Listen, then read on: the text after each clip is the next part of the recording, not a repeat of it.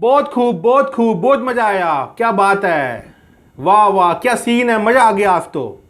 दोस्तों आज तो मजा ही आ गया मेरे को, सच्ची बता रहा हूं मैं आपको आज। और मतलब कि बस ऐसे जैसे देखते ही सीन बन रहा था वहां पे। मध्य प्रदेश के अंदर एक गुरुद्वारे के ग्रंथी को केसों से पकड़ के खींचा जा रहा है भरे बाजार के अंदर।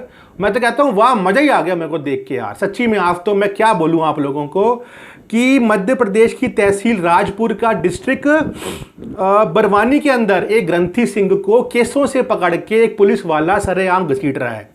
वाह वाह, क्या बात है, आज तो मजा ही आ गया।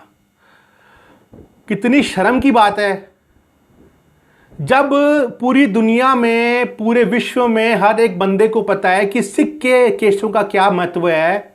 ये तो जान के उसकी इज्जत के साथ खिलवाड़ करने की बात हो गई ना। फिर तो आप ये वीडियो देखें पहले एक बार।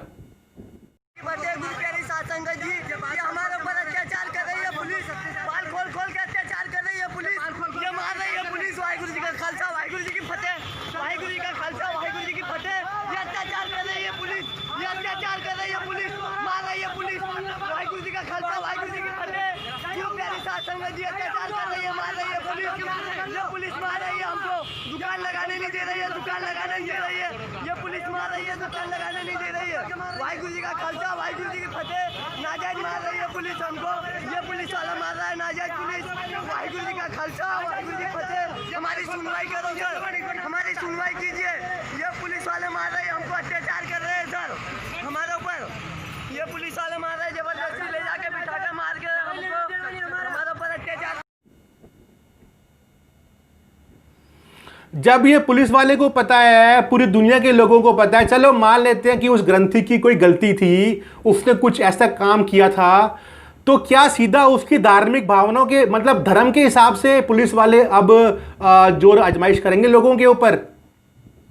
क्या अगर किसी पंडित ब्राह्मण ने गलती करी तो क्या वो पंडित ब्राह्मण जो रखते हैं चोटी, उसको पकड़ के घसीटोगे? नहीं कर सकते ना ऐसा, क्योंकि वहां पे चलती नहीं है तुम लोगों की, तुम में दम नहीं है। सिख माइनॉरिटी है, जगह जगह पे तुम लोग धक्का कर रहे हो उनके साथ में, शर्म आनी चाहिए मैं तो कहता हूं। जब पूरी दुनिया, अरे ऐसे तो श्री रामचंद्र जी, श्री कृष्ण जी, बड़े बड़े साधु संत, बड़े बड़े महापुरुष, बड़े बड़े पीर पैगंबर सब केस रखते थे। जिन केसों को पकड़ के तुम जिसका अपमान कर रहे हो ना, बड़े बड़े श्री रामचंद्र, उस टाइम में कोई शेविंग किट नहीं थी, उस टाइम में कोई रेजर नहीं थे, उस टाइम में कोई ट्रिमिंग मशीन नहीं थी। श्री रामचंद्र जी, श्री कृष्ण जी, बड़े बड़े साधु ऋषि, परशुराम जी, बड़े बड़े ऋषि मुनि, बड़े से बड़ा योद्धा, पांडव, क्या हर एक इंसान कह सकता था। तो मतलब कोई महत्व होगा ना इन चीजों का। जब पूरी दुनिया में पता है कि सिखों के केसों का क्या महत्व है, उसके बाद सरेआम जानबूझ के ये काम किया जा रहा है। भाई तुमको, वैसे तो तुम लोगों को हाथों से पकड़ के घसीटते हो, तुम उनको पैरों से पकड़ के घसीटते हो। आज सिख दिख गया तो उसको बालों से पकड़ के घसीटोगे? मतलब ये तो सीधा सीधा वार हो गया ना, ये तो सीधा सीधा धर्म के आधार पर न्याय मिलने लग गया देश के अंदर। ये चीज बिल्कुल बर्दाश्त नहीं की जाएगी। मैं, कोई भी सरकार हो, कोई भी देश की सरकार हो, कोई भी पार्टी की सरकार हो, अरे शर्म आनी चाहिए यार तुम लोगों को। जब जब उस पुलिस वाले को इतना समझ नहीं है कि वो उसके केस पकड़ के घसीट रहा है जानबूझ के, उसकी जब पता है कि सिख का जो मान है, सिख की शान है, सिख का जो जीवन का सबसे बड़ा महत्व है वो गुरबाणी और केश होते हैं, उन केशों को तुम सरेआम ऐसे बाजार के अंदर तुम उनको खींच रहे हो पकड़ के, शर्म आनी चाहिए तुम लोगों को।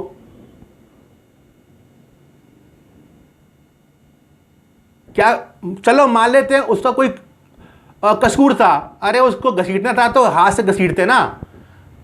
मतलब उसको, उसकी पूरी इज्जत उतारने की क्या जरूरत थी सरेआम?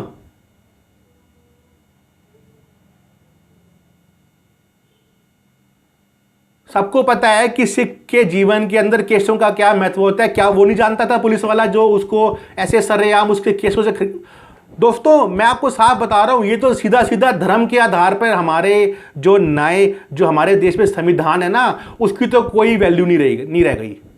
धर्म के आधार पर यहां पे फैसले होते हैं, धर्म के आधार पर न्याय होता है, माइनॉरिटी को दबाया जाता है, कुचला जाता है, उसके बाद फिर बोलते हैं कि हमारा देश सेक्युलर है, हमारे देश में सबको समान हक दिया जाता है। अगर इसकी जगह कोई हिंदू होता तो क्या, अगर कोई ब्राह्मण होता तो क्या उसकी चोटी से पकड़ के उसको घसीटा जाता? नहीं।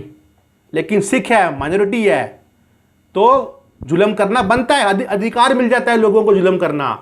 माइनॉरिटी के ऊपर जुल्म करना अधिकार बन चुका है यहां पे प्रशासन का। ऐसा व्यवहार करता है कोई?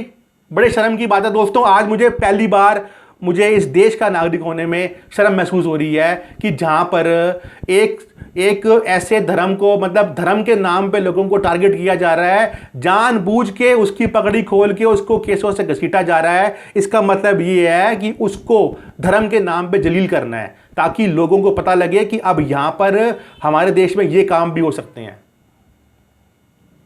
मैं कहना चाहता हूं, सिख कौम जिंदा कौम है, मरी हुई कौम नहीं है।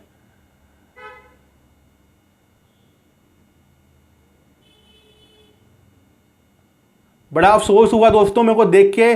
थोड़ा सा मेरा वीडियो देखने के बाद से थोड़ा सा मेरा ऐसे वैसे मैं हाइपर होता नहीं हूँ, बहुत रेयर चांसेस में होता है, लेकिन मुझे बहुत पर्सनली बुरा लग रहा है।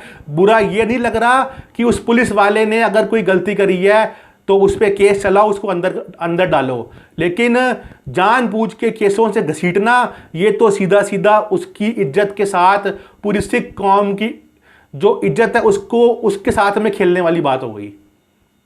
उसने कोई गलती करी है, उस पर केस डालो जैसे दूसरे लोगों पर डालते हो। उसने कोई गलती करी है, उसको घसीटो, लेकिन केसों से नहीं, हाथ भी हैं, पैर भी हैं। उसने कोई गलती करी है, कोई जुर्म किया है, कोई न्याय के बाहर जाके, कोई संविधान के बाहर जाके उसने कोई गलत काम किया, उस पर केस करो, उसको जेल में ठूसो, उसको सड़ने दो वहां पर।